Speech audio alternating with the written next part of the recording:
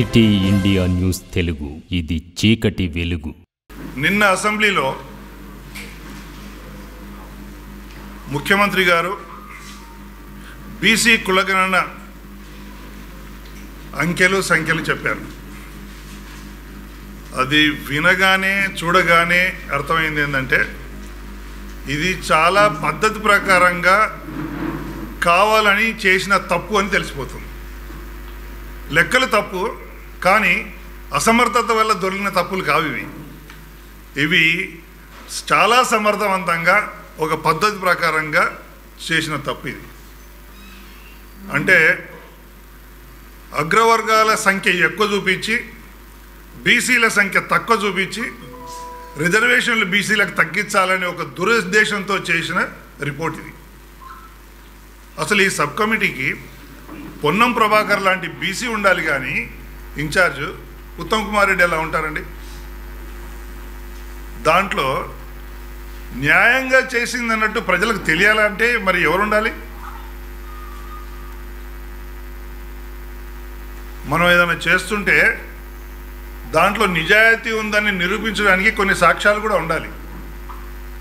కానీ ఈ కాంగ్రెస్ చేసిన ఈ లెక్కలు మాత్రం కావాలని దురుద్దేశపూర్వకంగా కుట్రతో చేసినట్టుగా చాలా సుస్పష్టంగా తెలిసిపోతుంది. అసలు జనాభా లెక్కలే తప్పున్నాయి. 3,92,00,000 జనాభా అంచనా ప్రకారం 2025కు, కానీ ఆయన వేసింది ఎంత? 3,54,00,000కే వేశాడు. చాలా ప్రాంతాల్లో, గ్రామీణ ప్రాంతాల్లో, తర్వాత అర్బన్ ఏరియాల్లో కూడా, పట్టణ ప్రాంతాల్లో కూడా చాలా ప్రాంతాల్లో సర్వే జరగలేదు. అసలు ఎస్టిమేషన్ బేసిస్ మీద తీసుకున్నాడు. తను అనుకున్న ఫిగర్ రావడానికి ఏం చేయాలో అది చేశారంతే. తర్వాత బీసీలలో ముస్లింలు కలుపుతాడా? పైగా అసెంబ్లీలో డిక్లేర్ చేయడం దాని గురించి, ఇందులో ముస్లిం బీసీలు అని. అంటే ఏంటి నీ ఉద్దేశం?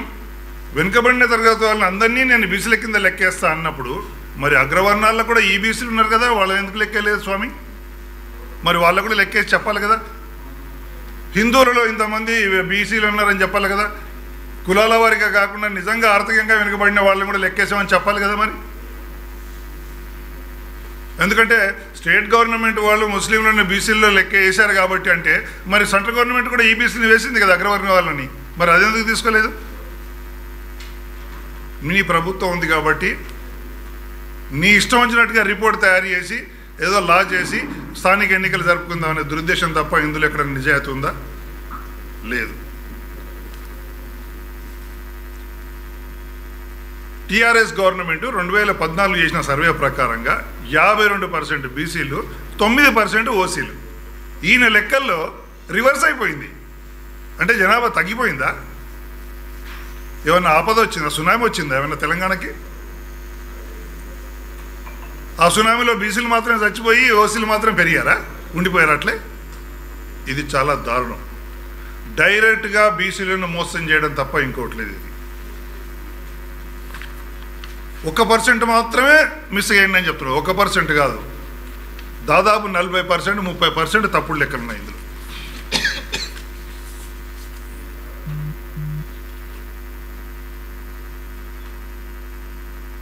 (2014, 2025కు 21 లక్షల మంది బీసీలను తీసేశాడు అసలు, అంతే లిస్టులో వచ్చి. ఇది కేవలం మీకు స్థానిక ఎలక్షన్లో రిజర్వేషను ఇంతకంటే ఎక్కువ రాకూడదు, ఇంతకంటే ఎక్కువ ఇవ్వను అని చెప్పడం తప్ప ఇంకొకటి లేదు. అసలు జీవన్ రెడ్డి గారు నిష్పక్షపాతంగా ఆవేశంలో ఒకరోజు చెప్పేశారు, ఏమైనా రెడ్డిలు ఉన్నది 2.5, బీసీలు ఉన్నారు 55%, మీరు అధికారం ఎందుకు తీసుకోవట్లేదు, అధికారంలో మీరు ఎక్కువ ఉండాలి, రెడ్డిలు కాదు అని ఆయనే చెప్పాడు. అంతెందుకు, ఇప్పుడున్న కాంగ్రెస్ ప్రెసిడెంట్కి మనసులో ఉండదా తప్పుడు లెక్కలు చేశారని, బీసీలకు అన్యాయం చేశారని, కాంగ్రెస్కు ప్రెసిడెంట్ పదవి ఇచ్చాడని నోరు మూసుకొని నూరుకుంటున్నాడు రాజకీయంగా, అంతే. మనసులో ఉంటుంది కదా బీసీకి. ఆ నిజం ఎక్కడ పోతుంది? ఆ యథార్థం ఎక్కడ పోతుంది? ఎప్పుడోసారి బయటికి రాదా? తప్పకుండా వస్తుంది. కాంగ్రెస్లో ఉన్న బీసీలకు కూడా తెలుసు ఇది. ఎప్పుడు ఏం చేయాలో అది చేస్తారు వాళ్ళు. 9% ఉన్న ఓసీలు 13% అయిపోయారట. కానీ వీళ్ళు మాత్రం 52 నుంచి 46 అయిపోయారు. స్థానిక సంస్థల ఎన్నికలు పెట్టకపోతే ప్రభుత్వానికి చెడ్డ పేరు వస్తుందనే భయంతో తొందరపడి బీసీ లెక్కలు తప్పు చేసి బీసీలకు అన్యాయం చేస్తుంది ఈ కాంగ్రెస్ ప్రభుత్వం. సమగ్ర కుల గణన ద్వారా బీసీ లెక్కలు తెస్తే భవిష్యత్తులో రాజకీయంగా, ఆర్థికంగా, సామాజికంగా, విద్యాపరంగా, ప్రభుత్వపరంగా లబ్ధి చేకూరుతుందని బీసీలు ఆశపడితే సంవత్సర కాలం ఎదురు చూస్తే దానికి వచ్చిన తీవ్ర నిరాశ ఏంటంటే ఈ జనాభా లెక్కలు.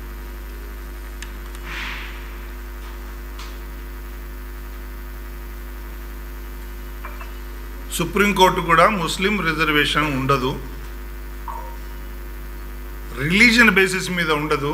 దేశంలో వెనుకబడిన కులాలను కొన్ని గుర్తించారు, ఎందుకంటే కల్చరల్గా, ఆర్థికంగా, అన్ని విధాలుగా వాళ్ళు వెనుకబడి ఉన్నారని కాబట్టి అని చెప్పారు.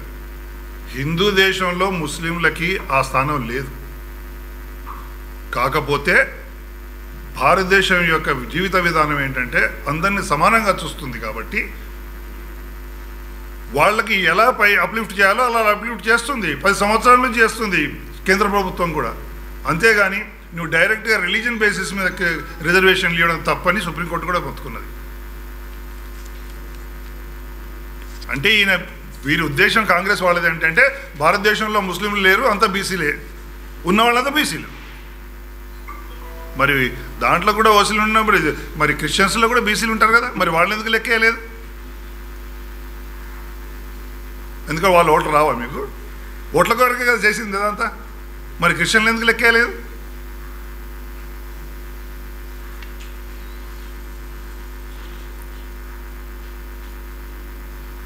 బీసీలలో మతపరమైన చిచ్చు పెట్టాలని కాంగ్రెస్ భావిస్తుంది. ఇదంతా రెచ్చగొట్టే వ్యవహారం. కానీ వాళ్ళకు అర్థం కాని విషయం ఏంటంటే అవగాహన పెరిగింది. పట్టణ ఓటర్లు ఎక్కువైపోయారు తెలంగాణలో, దేశంలో ఎక్కడ లేనంత అయిపోయారు. వీళ్ళని ఎవ్వరిని మభ్యపెట్టలేరు. ఈ విషయం తెలుస్తుంది. కాంగ్రెస్ యొక్క కుట్ర పటాపంచలైపోతుంది. కాంగ్రెస్లో ఉన్న వాళ్ళు కూడా వ్యతిరేకించే పరిస్థితి వస్తుంది.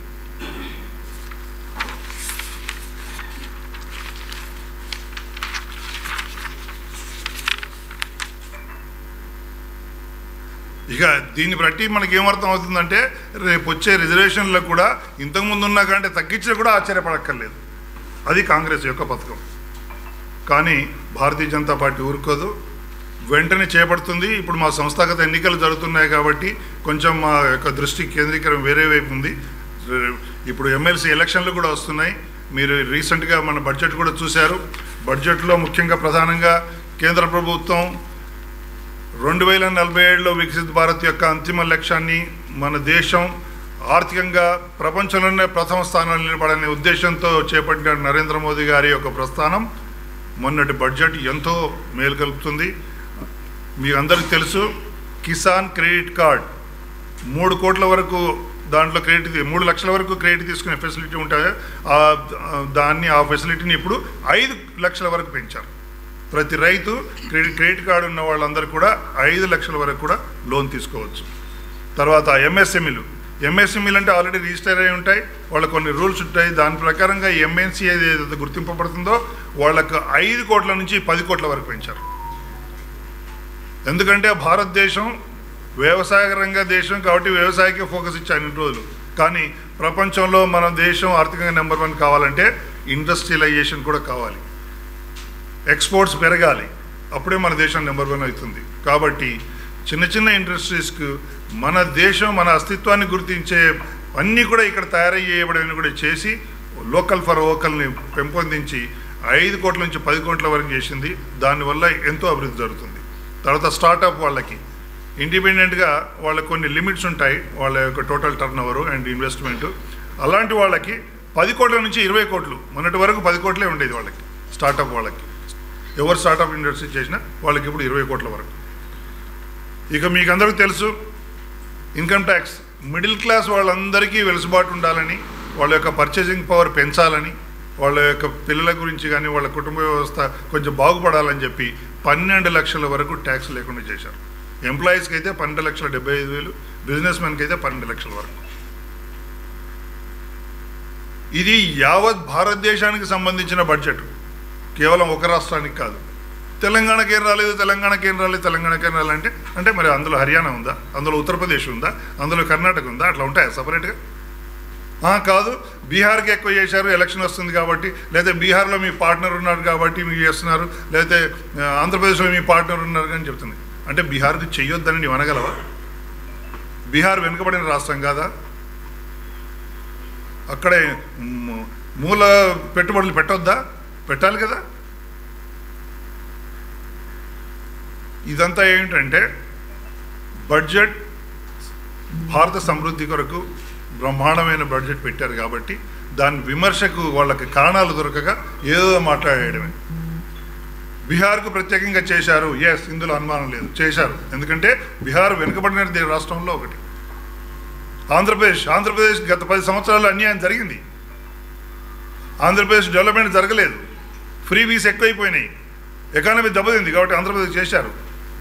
ఇదంతా సమతుల్యత కొరకే. కాబట్టి ఇలాంటి కారణరహితమైన లేకపోతే దానిలో ఏమీ సత్తా లేని విమర్శలు చేయడం తప్ప మిగతా ఏమీ లేదు. ప్రత్యేకంగా ప్రతి రాష్ట్రానికి అంటూ ఉండకుండా జనరల్గా ఉన్నవి అనేది తెలంగాణకు వస్తుందా లేదా అనేది చూసుకోవాలి. కాబట్టి ఇవన్నీ కూడా ఈ 12 లక్షలు కానీ ఇన్కమ్ ట్యాక్స్ తెలంగాణకు వస్తుంది. తర్వాత క్రెడిట్ కార్డు ఉన్న వాళ్ళకు తెలంగాణకు వస్తుంది. తర్వాత స్టార్టప్ వాళ్ళకి తెలంగాణకు వస్తుంది. ఎంఎస్సీ వాళ్ళకి తెలంగాణకు ఎందుకు రాదు? వస్తుంది కదా. కాబట్టి ఇందులో పెడార్థాలు తీయడం తప్ప కాంగ్రెస్ వాళ్ళకు వేరే నిజమైన చిత్తశుద్ధి లేదు. దేశ సంక్షేమం గురించి కానీ ప్రజల సంక్షేమం గురించి కానీ బీసీల పట్ల అసలు లేదని రుజువైపోయింది. కాబట్టి వాళ్ళు ఎంత కుట్ర చేసినా ఇది ఆగదు. ఎందుకంటే వాస్తవాన్ని కొన్ని రోజుల వరకే దాయగలరు కానీ ఎప్పటికీ దాయలేరు. కేసీఆర్ గారు చేసింది ఇప్పుడు బయటకు వస్తారని ఏమన్నా ఛాలెంజ్ లాగా చేశాడా? మీ ఛాలెంజ్లో బీసీలకు అన్యాయం చేస్తారా? ఆయన ఎట్లా బయటికి రాడు? ఎందుకంటే ఆయనే బీసీ కాదు, ఆయన ఎందుకు వస్తాడు? కాబట్టి ఇలా డైవర్షన్ పాలిటిక్స్ తప్ప అపోజిషన్ లీడర్ రాలేవట్లేదు, అపోజిషన్ లీడర్ రావట్లేదు. నీకెందుకు? నిన్ను ఎన్నుకున్నది ప్రజల సంక్షేమం చేయడానికి కాంగ్రెస్ ఎన్నుకుంది. కేసీఆర్ను అసెంబ్లీకి పిలవడానికి కాదు నేను ఎన్నుకున్నది. వాళ్ళు విమర్శ చేస్తే చేస్తారు. ముందు నీ సంక్షేమం ఏంటి, నీ పాజిటివ్ అవుట్లుక్ ఏంటి, నీవు తెలంగాణకి ఏం చేస్తున్నావో చెప్పకుండా అసెంబ్లీలో అంతా టైం వేస్ట్ చేయడం. కేసీఆర్ రాలేదు, ఇది తప్ప వేరే మాటలే లేవు. కాబట్టి ప్రజలు ఇదంతా గమనిస్తున్నారు. భారతీయ జనతా పార్టీ కూడా అందరిలో అవగాహన పెంచుతుంది, ఇలాంటి సమస్యలన్నీ ప్రజలకు తీసుకెళ్తుంది. ముఖ్యంగా అసలు తెలంగాణలో అవగాహనకు లోకో లేదు, కానీ ఇది అర్థం చేసుకుంటారు. వీళ్ళు చేసిన వాగ్దానాన్ని అమలు చేయించడానికి భారతీయ జనతా పార్టీ ఉద్యమాల ప్రణాళిక మొదలు పెడుతుంది. ఉద్యమాలు చేపడతాం, వీళ్ళ సంగతి బయట పెడతాం. వీళ్ళు చేసిన ఎస్సీ కాదు, ఇక్కడ ఎస్సీ ఉంటే అక్కడ ఎస్సీ కాదు, ఇక్కడ బీసీ అక్కడ బీసీ కాదు. కాబట్టి అది రాష్ట్ర సబ్జెక్టే. అందుకే బీహార్లో చేసింది కదా మా పార్ట్నరే. మేము ఎవరికి ఆటంకం చేయలేదే, చేయొద్దని అన్ని రాష్ట్రాలు చేసుకోవచ్చు. ఎస్సీ వర్గీకరణ తప్పకుండా చేయాల్సిందే, ఇది కూడా రాష్ట్రంలో చేయాల్సిందే. అదే ప్రాబ్లం ఏంటంటే ఈ కుల వర్గీకరణ అనేది రాష్ట్రానికి వేరే ఉంది. రామ్నాథ్ కోవింద్ ఆయన ముదిరాజు కాస్ట్ సంబంధించిన వ్యక్తి, కానీ ఉత్తరప్రదేశ్లో అది ఎస్సీ, తెలంగాణలో కాదు. కాబట్టి ఇలాంటివి కొన్ని సబ్జెక్టులు అవి రాష్ట్రానికి సంబంధించినవి కాబట్టి వాళ్ళు రాష్ట్రంలో చేయాలి. భారతీయ జనతా పార్టీ ఎప్పుడు కులగణనకు వ్యతిరేకం కాదు. కాకపోతే ఆ కులగణన ఇలాంటి దురుద్దేశాలతో కానీ దాంట్లో ఏదో హిందువులను విడదీయడానికి ప్రయత్నం చేసే ప్రయత్నాలను మాత్రమే వ్యతిరేకిస్తుంది. బాలగంగాధర తిలక్ నుంచి ఒకటే సమస్య మన దేశానికి, మనం ఐకమత్యంగా ఉంటేనే మనం అభివృద్ధి చెందగలం, లేకపోతే లేదు. మన ఆలోచన విధానం ఒకటైతేనే మనం అభివృద్ధి చెందగలం, లేకపోతే లేదు. మీకు తెలుసు భారతీయ జనతా పార్టీ వ్యవసాయ బిల్లులను ప్రవేశపెట్టింది, అది రైతుల సంక్షేమం కొరకే ప్రవేశపెట్టింది. అయినా సరే మన ఆలోచన విధానంలో ఆమోదం రాలేదు, ఏకాగ్రత లేదు. కొన్ని రాష్ట్రాల్లో దాంట్లో వ్యతిరేకత వచ్చినందుకు భారతీయ జనతా పార్టీ వెనక్కి తీసుకుంది. ఎందుకు? ప్రజాస్వామ్యంలో మనకు బ్రూట్ మెజారిటీ ఉన్నా సరే మనం ప్రజల ఆమోదం లేకుండా ఐక్యంగా ఉంటే తప్ప బీసీలకు రాజ్యం రాదు, అధికారం రాదు. మన ఐక్యతే మన ప్రాముఖ్యత. కాబట్టి ఎక్కడెక్కడైతే భారతీయ జనతా పార్టీ సమతుల్యంగా అంటే ఎక్కడ బీసీలు ఎక్కువ ఉన్నారో అక్కడ బీసీలకు టికెట్ ఇస్తుంది. కాబట్టి మీరందరూ బీసీ క్యాండిడేట్లకు ఓటేయాలి. జరిగింది నేషనల్ బీసీ కమిషన్ని ఫస్ట్ టైం మోదీ వచ్చిన తర్వాతనే పెట్టారు, అది మొదటి స్టెప్. సో ఈ విధంగా తప్పకుండా బీసీలకు చట్టసభల్లో కూడా వస్తుంది రిజర్వేషన్. ఎందుకంటే మొదటి స్టెప్ ఏమో ఎంప్లాయ్మెంట్లో వచ్చింది, తర్వాత ఇంకా ప్రమోషన్లో రాలేదు, ప్రమోషన్లు కూడా వస్తుంది, తర్వాత చట్టసభల్లో వస్తుంది. ఒకటి 1 by 1 అసలు ముఖ్యంగా 50% ఉన్న స్త్రీలకు రిజర్వేషన్ లేదు. ఇన్ని సంవత్సరాల్లో భారతీయ జనతా పార్టీ చిత్తశుద్ధితో బిల్లు ప్రవేశపెట్టింది. ఈ వచ్చే ఎలక్షన్లో తప్పకుండా స్త్రీలకు రిజర్వేషన్ వస్తుంది. అదేవిధంగా స్టెప్ బై స్టెప్ తప్పకుండా వస్తుంది. బీసీలకు కూడా చట్టసభల్లో రిజర్వేషన్లు కావాలని బీజేపీ ఆకాంక్ష.